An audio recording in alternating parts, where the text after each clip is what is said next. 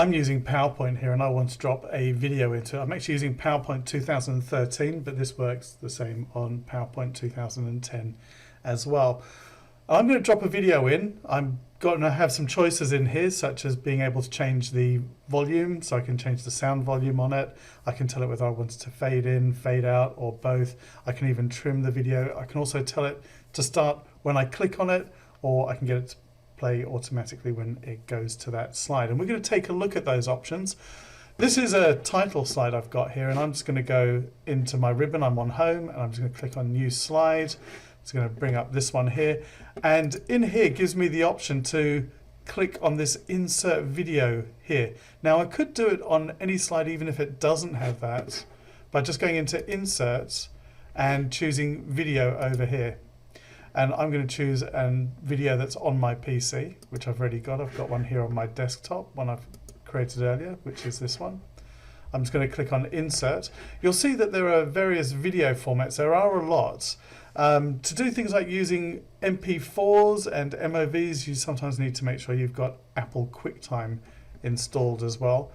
So you might just want to look out for that in case they don't play. You can see this is an MP4 and this is going to work here. I'm just going to pop that in, and there is my video. It comes up with a controller down the bottom, so I can just press play. So you can see the video coming up there, and there is sound coming out. I can adjust the volume here, my playback volume, and this allows me to jump backwards and forwards, so I can skip forwards through the video to a particular point. So I've selected the video, and at the top in the ribbon you can see the video tools here. So you can do things like you can adjust the contrast and all these kind of things here depending on the video. You could add a color to it as well, so I could make it black and white, or rather that's gray, or give it like a gold color.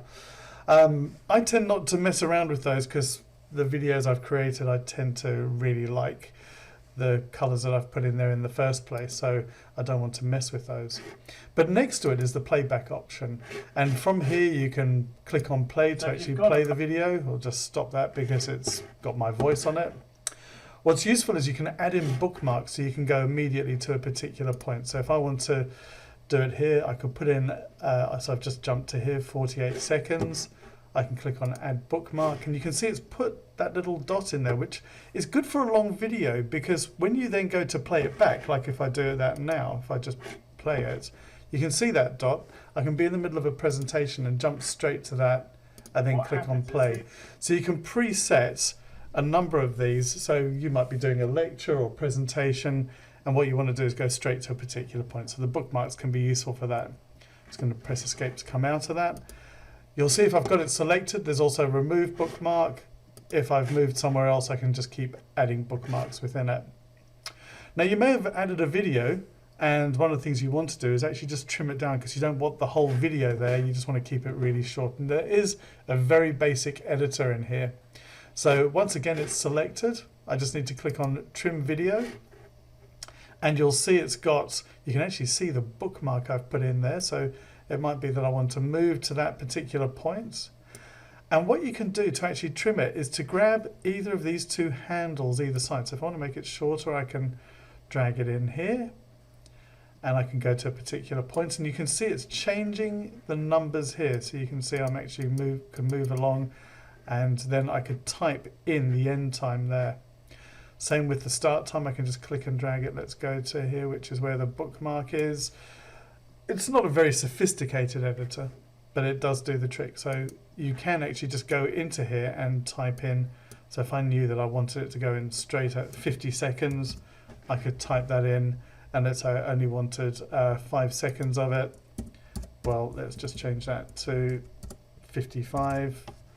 And I can just get rid of that bit there. So this is going to give me exactly 5 seconds. When I'm done, I can just click on OK. And if I press play now, you'll see it's just quickly whizzing along down the bottom here, only that 5 seconds that I've got.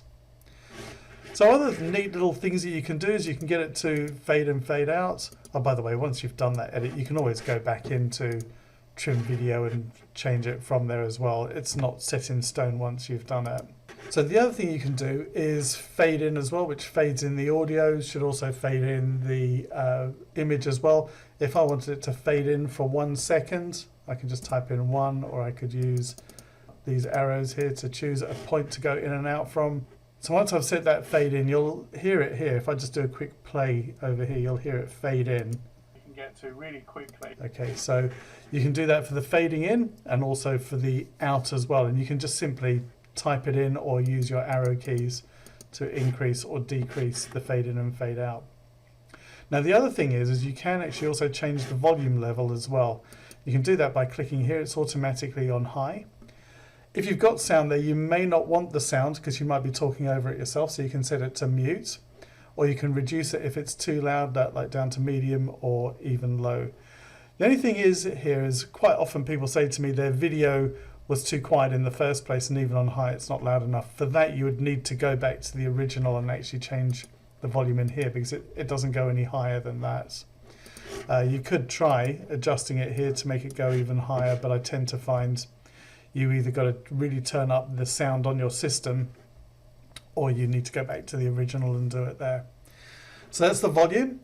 You can choose that the video plays when you click on it, and you've seen me do that, or you can get it to play automatically. So if I now go into my slideshow again, when I click on that, you can see it's automatically started without me doing anything. You can also choose to get it to play full screen. So if I click on that, and again, I hit this slideshow button to play it, you'll see it's automatically gone full screen, and pressing escape takes it away from full screen, and escape again takes me out of the presentation. So the other thing is you can have hide while not playing, so when it's not playing you won't see it until you've clicked on it and it does start playing there. I must admit I never really use that one.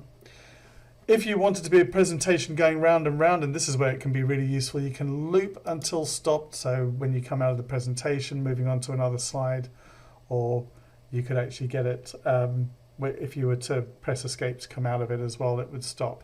But if I play that now, you'll see it'll just go round, and once it gets to the end it will start all over again. So useful for doing things like kiosk kind of presentations. Rewind after playing, well, what that does is when it gets to the end it jumps right back to the beginning, which is really useful because you might want to instantly just replay that again. So there are your options for adding a video, and also what you can do to play them back in PowerPoints.